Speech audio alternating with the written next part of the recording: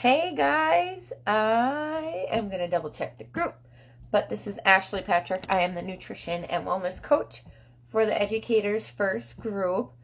Um, this is not my normal time. Okay, let's be real. I haven't had a normal time that I jump on here. It has been a struggle, and what I'm going to share about today are things that I do that I've done in the past that have kind of fallen off. I've fallen off the wagon with them and I can feel it. So I recognize it and I can feel it and I got to get back on track.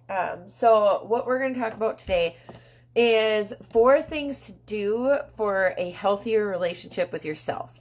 So February this month is all about relationships. So this is going to be just 4, I'd say simple. They're not easy. They're simple to do, but they're not easy. Otherwise, we would all be doing them all the time, and nothing's easy, really. So I have a cold. Excuse me if I sneeze or something like that. But here we go. So 4 things that you want to do to help you build a healthy relationship with yourself. And when you do this, you're going to notice that your coworkers or your friends or your family, like your relationships with others, are going to be stronger also. Because we've shared it before a lot that when you love yourself and you take care of yourself, it kind of goes out everywhere. Like your mood, your energy is just better. These are things that you could definitely teach your students. I do teach and work with my daughter on these. She's 10 years old. And we're just starting to get into these because we've had, honestly, this year, anything post-COVID, like 2020, it hit us. 2019, it was kind of started, but anything post-COVID 2020 has really been rough. Like everything that seemed simple before seems a little more complicated or difficult. And a lot of it in the schools, so much in the schools, just with the unknown of schooling and masking, and if there's going to be school, if there's not, if we're distance learning, what we're doing, if we're going to see our friends or not. So it's been a struggle, and we're feeling it at home as parents, but I know a lot of coworkers or teachers that I have, friends that are teachers, they're feeling it a lot too, and it's almost coming home. So not Mallory, Anna did a presentation on keeping work at work, and I think that is something you should really check out. Even if you think you're leaving it at home, maybe there are something, or leaving it at work, maybe there are some things that are following you home, or just your energy and mood for the day. So, excuse me. So what we've been working with here is, first off, the first one is stop this negative things that you're saying to yourself. Stop the negative talk. And this isn't it's to the point. It can be very simple things and all the way to the extreme, okay? So think about when you walk by a mirror. If you're at school and you go to the bathroom, you wash your hands, and you look up, are you like, oh my gosh, like, are you negative in that? Or are you like, oh, wow, my hair does look really good today? Are you kind of looking at yourself, and what are you thinking? You don't even have to be saying it out loud, but what are you thinking when you walk by a mirror? Or what are you thinking when you sit down? How you feel in your clothes? Are you saying, oh my gosh, these pants used to fit you, you're getting fat? Like, what are you saying to yourself? And I want you to stop it. And not only that, I want you to write down, whether you have your phone on you, type it in there or write it down on a piece of paper or whatever. But when you are saying these things and you're recognizing it, I want you to write it down, because when you're able to write it down and see it, and then you read it back to yourself, it's easier for you to combat it with a positive thought and saying, oh my gosh, no, that's not true, and then saying something positive about yourself. That's how you're going to get out of, or kind of stay away from the negative self-talk. Is it going to go away forever? No. It's not perfect. Nothing in life is perfect. So it's not going to go away, but you can definitely combat it enough where it's like you catch yourself saying it and you're like, wait, no, that's not true. And it's going to help your mood instead of the snowball effect of waking up, looking in the mirror, you're running late, right? Whatever stresses you out. you look in the mirror, you're like, oh my gosh, I look horrible. Like makeup doesn't even save me. And then driving to school and you're sitting in your car, you recognize your clothes doesn't fit. And then it's another negative self-talk. Then you get in the classroom and maybe there's bullies. There are bullies everywhere. We're not going to get on that topic. It's been very, very, very bad lately around here. So yeah, maybe there's bullies or kids making fun of people or other coworkers, and then that brings you down even more. And then you just continue with this negative self-talk, and then you get home and you're all upset. You don't feel good about yourself. Your husband compliments you and you're like, oh yeah, whatever. And now you're ticked off at him and he doesn't know what the problem is because he just complimented you and you're like, don't talk to me like that. Or whatever, you have to say that. Okay, you know how many times I've said that to my husband? A lot. So recognize you want to stop that snowball effect. If it happens one or two things and then you recognize it, write it down. Okay.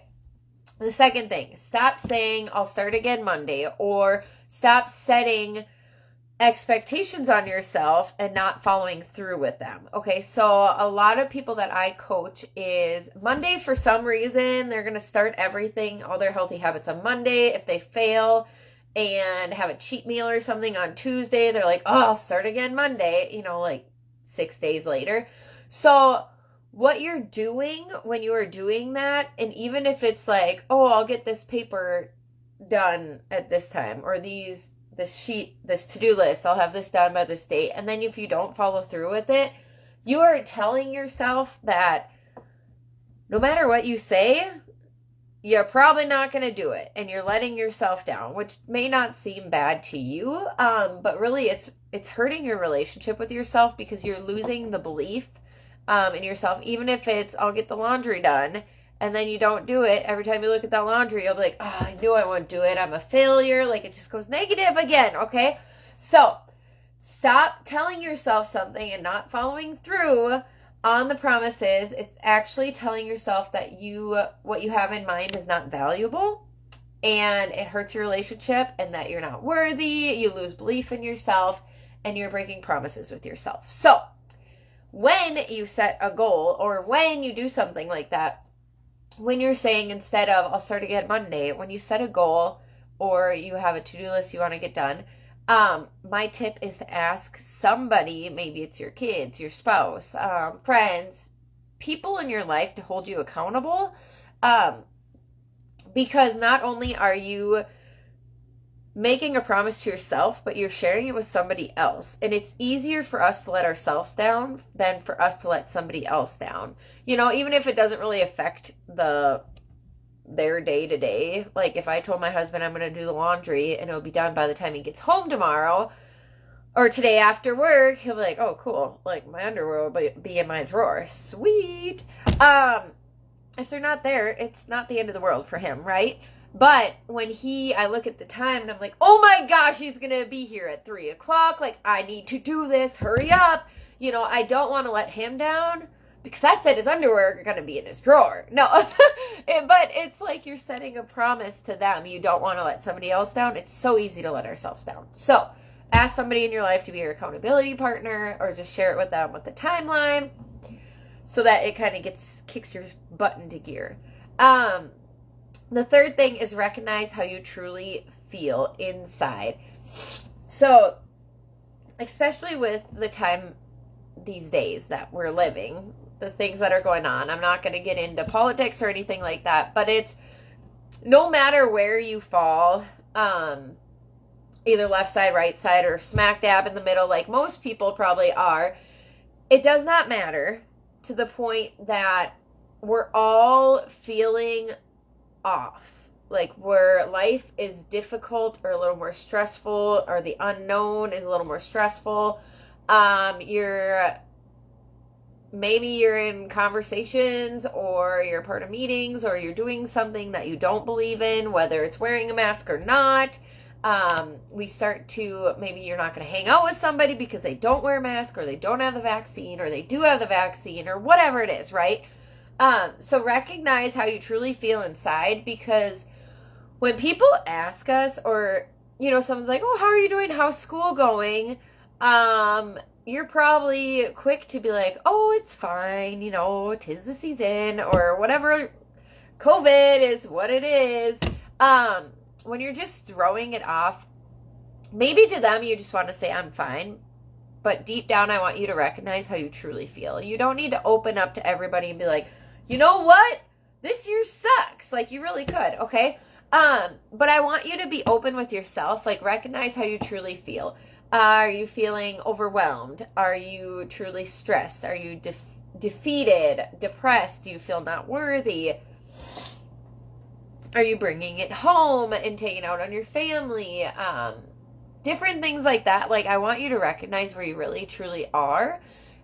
Because we're all kind of struggling. And it's whether you want to face that right now. Like, this is where I am. This is how I feel. And then from there, typically, what I would recommend is talking to somebody about it. Maybe you have a therapist or a counselor that you work with. Maybe you have a really good friend or your spouse or somebody. But when you recognize how you truly feel, if you are not feeling good, and even if you're just feeling a little off, you want to kind of recognize that and talk to somebody or start doing self-cares. Because typically what it comes down to is you're probably getting out of your routine. You're probably not doing the self-cares or self-loves that you did before, and when you did them, you felt good, right? Maybe you are super stressed out at work and taking it out on your family, you're not even recognizing it. So just recognize how you truly feel inside, and then from there, ask for help. Do the self-love, self-care things. Just see what you need. Recently I have had this happen with me where it was like the kids being sick, and then we're traveling, and then it's our finances were a little shaky, and just everything started to add up. And then I started to recognize it was like one thing after another, after another, after another, and I was focusing on the bad, the negative, right? And then if my husband didn't talk to me and he was staring at his phone and I was sitting there like waiting for him to talk to me, instead of me starting a conversation, I just sat there and I wanted him to, right? So I had to say something. I had to speak up and just say, you know, I'm feeling a little depressed, or I'm feeling very overwhelmed, or I'm not feeling the love like I have, you know, like I'm feeling ignored, whatever it is. And you kind of have to open up and talk to him about that, or any friends or anybody. Here comes my dogs. They just opened the door themselves. Hi guys, they're needing a little self-love. But anyway, so I want you to recognize how you are feeling and then go from there. If you need to talk to somebody, if you need to let somebody know how you're feeling. Hi, Bo. This is Bobo. Maybe do the self-loves. Go take a shower, take a bubble bath. Like, it doesn't have to be expensive stuff. Do your nails. And then the fourth thing, I want you to stop saying, and this is the hardest one, stop saying, I'll be happy when XYZ happens. Okay? This one's really hard because we look at other people maybe, or maybe you're just thinking like, I'll be happy when this school year is over and I have more free time to do what I want to do and the weather will be nicer and la-di-di-da. Okay? So then that happens. School is out. The weather is nicer. But now you're not feeling happy. You're still stressed out. You're still anxious. You're still depressed. So I want you to instead, okay, go, Nella, go lay down. She is like needy. Woof. I want you to recognize and embrace the season that you're in right now. Life is a journey and we need to embrace it. When you embrace it, the seasons of life you're in, you start to recognize that every season you're in is for a purpose, right? Something has happened to you for a purpose and you're going to move through it. And then if you're not recognizing and embracing where you are, when you get to the end goal or destination that you're talking about, like summer, school's out, whatever, you're not going to feel fulfilled. You're going to feel like something is missing. You're not going to feel the emotion that you thought you would.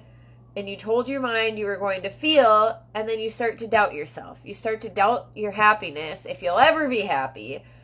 You start to feel less fulfilled, like I said, when you really just need to learn to embrace this season, and know that there's a reason for this season, right? And then when you notice that you are embracing everything, being present, whatever, working through this season of life, and then when you get to the goal or the destination that you had in mind, you'll notice that you have more growth through the journey rather than just focusing on the end point, the destination. Okay, does that make sense? So when you're present, you're going to enjoy the journey a lot more than focusing on, oh, I should be happy now and I'm not, and just having higher expectations, or just expectations that really you shouldn't even have. So focus on where you are, right? We don't know what this journey is. We don't know what's going to happen next. Maybe your goals and the destination you had in mind are completely different. But are you present? Are you focusing on where you are? Maybe, okay, here's an example. Mallory is getting a house, building. I don't know what you guys are doing. I know you're not in your house, but you're getting there. So maybe you're feeling like, oh, life will be a lot less stressed, a lot less hectic, and we'll be able to enjoy time together a lot more when we get into our house, okay? So then your house is ready, you move in.